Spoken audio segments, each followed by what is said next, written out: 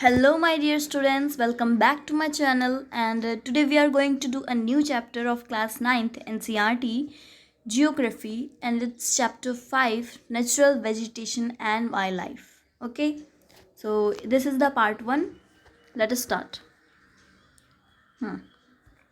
First of all, we will do the India's biodiversity. हम ये देखते हैं इंडिया में कितनी बायोडाइवर्सिटी है. India's biodiversity. With over 47,000 plant species, India occupies 10th place in the world and 4th in the Asia in plant diversity. Plant diversity में 47,000 plant species के साथ इंडिया 10th place ऑक्यूपाई करती है world में और 4th place occupy करती है Asia में. Fine. Next is it includes 15,000 और 6% of the world's total flowering plants, और उसमें भी 15,000 यानी कि 6% वर्ल्ड की फूल उगाने वाले प्लांट है. ठीक है, फूल उगते हैं जिनमें. Next is India is one of the 12th mega biodiversity countries of the world, जिस यानी कि जहाँ पे बायोडाइवर्सिटी बहुत ज़्यादा है उनमें से 12th पोजीशन पे आती है India. Next is India has 89,000 species of animals as well as a rich variety of fish in its fresh and marine water.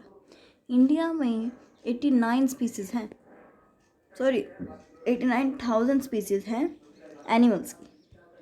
ये तो हो गया एनिमल्स, और इसके साथ साथ एक रिच वैरायटी है, मतलब बहुत ज़्यादा है फिश की and in its fresh and marine water. Fresh marine water में फ़िश की भी बहुत अच्छी और नई वैरायटी है.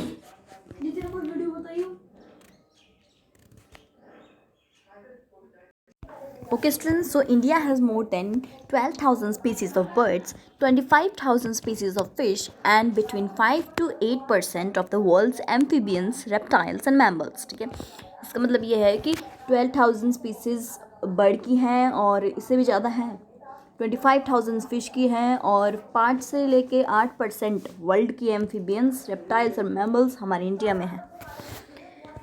Fine. Next is India is the only country in the world that has both tigers and lion. ये वो ओनली अकेली कंट्री है जिसमें टाइगर्स भी हैं और लायंस भी हैं. Fine. Next is the Himalayas have a large range of animals that survive the bitter cold.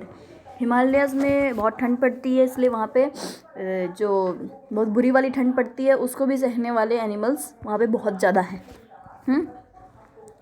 Next is every species of animals has a role to play in the ecosystem, hence conservation is essential. तो जितनी भी species होती हैं animals की, उनका एक role play होता है इकोसिस्टम के अंदर कि उन्हें कंजर्व किया जाए. Fine.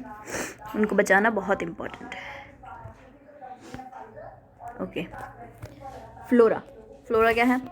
Flora denotes plant species in a specific region. यहाँ पे यहाँ गलती से लिख गया बच्चा, ऑफ एनिमल्स, इनको कट कर देना. ठीक है. Flora denotes plant species in a specific region, यानी कि फ्लोरा का मतलब है जो प्लांट स्पीसीज हैं उस जगह पे, और फोना का क्या मतलब होगा? जहाँ पे वो जगह जहाँ पे एनिमल्स हैं. Denotes the species of animals in a specific region. ये कौन सी स्पीसीज को दिखाएगी? एनिमल्स की, ये प्लांट्स की. फाइन. बस यही डिफरेंस है. ठीक है. Next is the virgin vegetation. Virgin vegetation क्या होती है बच्चा? The natural vegetation which has been left undisturbed by humans for a long time is called virgin vegetation. यानी कि वो नेचुरल वेजिटेशन जिसे ह्यूमंस ने जिसके साथ कभी ह्यूमन ने कभी छेड़छाड़ नहीं की, ना उसको काट पीट के कुछ भी नहीं किया. ठीक है, जो काफ़ी समय से अलग है. The natural vegetation has been left undisturbed by humans for a long time is called virgin vegetation. Okay. Yeah. Now we will do some factors determining flora and fauna in a region, जिससे कि हम पता लगता है कि कौन सी जगह पे फ्लोरा है और कौन सी जगह पे फोना है. वो फैक्टर्स हम आज देखेंगे. इसका रिलीफ देखो. The nature of land influences the type of vegetation, वो इन्फ्लुएंस करती है टाइप ऑफ वेजिटेशन लैंड, ठीक है। इट इन्फ्लुएंसेस माउंट्स प्लेन्स, यानी कि माउंट्स में जो प्लांट उगते हैं वो अलग होंगे, प्लांट्स प्लेन्स में जो उगते हैं वो अलग होंगे, प्लेट्यूज में अलग होंगे, as well as dry and wet region, सूखे में और गीले में भी अपना अलग अलग प्लांट स्पीसीज होंगी। Fine. Next is different type of species. Different type of species provide a basis of different type of vegetation. The sandy, delatic, and other type of soils support different types of vegetation. ठीक है, different type की soils होती हैं जो different type के vegetation provide करती है, जैसे सैंडी, डिलैक्टिक और अदर टाइप्स ऑफ सॉइल्स, ठीक है।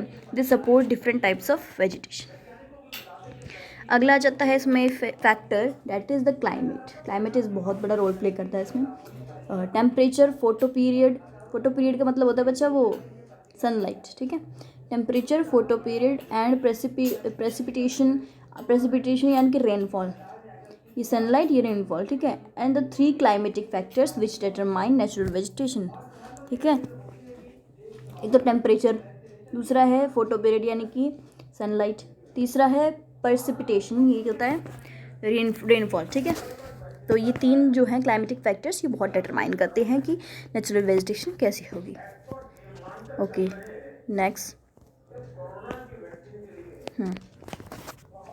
The character and extent of vegetation are manually determined by temperature along with humidity in the air, precipitation and soil. ठीक है, जो कैरेक्टर्स हैं और एक्सटेंट है वेजिटेशन का, उससे क्या पता लगता है कि determine temperature along with the humidity in the air, precipitation and the soil. इससे पता लगता है कि जो ह्यूमिडिटी है, एयर है, प्रेसिपिटेशन, सॉइल उसके लिए सही है, ठीक है। Next, as per temperature the vegetation types differ from tropical to sub tropical एप्लाइन। तो इसमें क्या होता है कि जो टेम्परेचर है उसके अकॉर्डिंग वेजिटेशन डिफरेंट टाइप्स की होगी। जहाँ पे ट्रॉपिकल है वहाँ पे अलग होगी, जहाँ पे सब ट्रॉपिकल है और जहाँ पे अल्पाइन है वहाँ अलग होगी। Fine. Next is period of exposure to sunlight varies from different plants leading to their different rates of growth. यानी कि पीरियड ऑफ एक्सपोजर यानी कि जब सनलाइट मिलती है प्लांट्स को, अगर ज़्यादा सनलाइट मिलेगी तो कुछ और प्लांट्स होंगे, अलग प्लांट अलग टाइप का होगा उनका ग्रोथ, जिसमें उनके ग्रोथ में बहुत फ़र्क पड़ता है। Due to longer duration of sunlight trees grow faster in the summer. जब धूप एकदम कैडी धूप होती है ना, तो उनको ज़्यादा धूप मिलती है, उनको चाहिए होती है ज़्यादा धूप, ठीक है, तभी तक वो काफ़ी समय तक जी पाते हैं। Fine. Next is areas of heavy rain. Areas of heavy rain have more dense vegetation as compare to other areas of less rain. जहाँ पे कम बारिश होती है, ज़्यादा बारिश से उन्हें पानी मिलता है, कम बारिश से पानी नहीं मिलता है और इसलिए ग्रोथ कम होती है। Fine. Okay students, so next is significance of forest. अब इसमें फॉरेस्ट का क्या रोल है देखते हैं।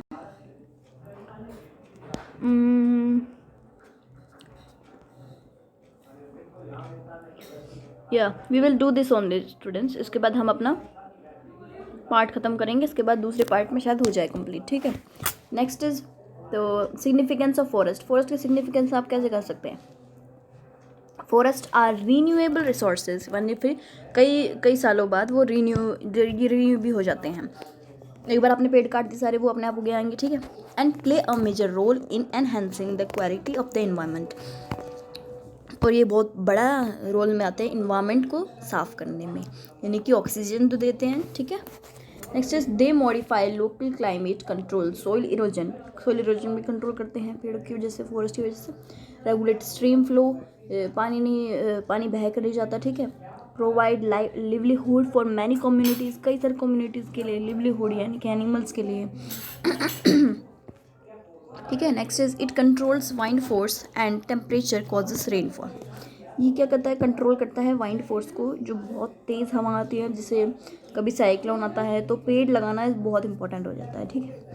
और टेम्परेचर एंड कॉजेस रेनफॉल, और टेम्परेचर भी जिससे कि रेनफॉल हो जाती है, ठीक है। ट्रीज़ की वजह से ही होती है रेनफॉल वैसे तो। अगला है vegetation is most parts of India has been modified to some places or replaced or degraded by human occupancy. Fine. सो ये जो वेजिटेशंस होते हैं कई कई पार्ट में इंडिया के, तो ये मॉडिफाइड होती हैं, जैसे कि कुछ पार्ट में अलग होंगी और कुछ पार्ट ऐसे होंगे जहाँ पे ह्यूमन ने अपने पाँव तक नहीं रखे हैं, ठीक है। Next is the ecosystem. Ecosystem में क्या आता है? All the plants and animals in a area are interdependent, अपने पे डिपेंड होते हैं। कौन उनकी हेल्प करता है बताओ? And interrelated to each other in their physical environment, physical environment में रहते हैं वो अपने, यानी कि फॉरेस्ट में। Those forming an ecosystem, okay. इसी से ही एक इकोसिस्टम बना जाता है। और अगला है human beings are integral part of ecosystem, और इस इकोसिस्टम का एक ह्यूमन इंटीग्रल पार्ट है, यानी कि यहाँ पे नहीं आ सकता, ऐसे उन्होंने समझा है। The greed of human beings leads to over utilization of resources, जितना हो सके उतना कम यूटिलाइज करना चाहिए रिसोर्सेज, ज़्यादा वेस्ट नहीं करना चाहिए, वरना फिर बाद में प्रॉब्लम होती है। Next is biome. बायोम क्या है? A very large ecosystem on land having, okay students, तो एक लार्ज इकोसिस्टम होता है, जैसे हमारी अर्थ भी एक इकोसिस्टम है जिसमें कई एनिमल्स, कई ह्यूमंस समाये हुए हैं। On land having distinct type of vegetation, और लैंड में जो अलग अलग टाइप की वेजिटेशन है और एनिमल्स हैं उन्हें हम कहते हैं बायोम। तो इसको लर्न करना बच्चा। और अगली चीज़ है ये टाइप्स ऑफ वेजिटेशन भी आपको ये मैं आपको पार्ट 2 में करवाऊंगी, ये पार्ट 1 था जिसमें हमने इतना कवर कर लिया है। अब अगले पार्ट में शायद हो जाए ये पूरा cover. Okay, so goodbye for now.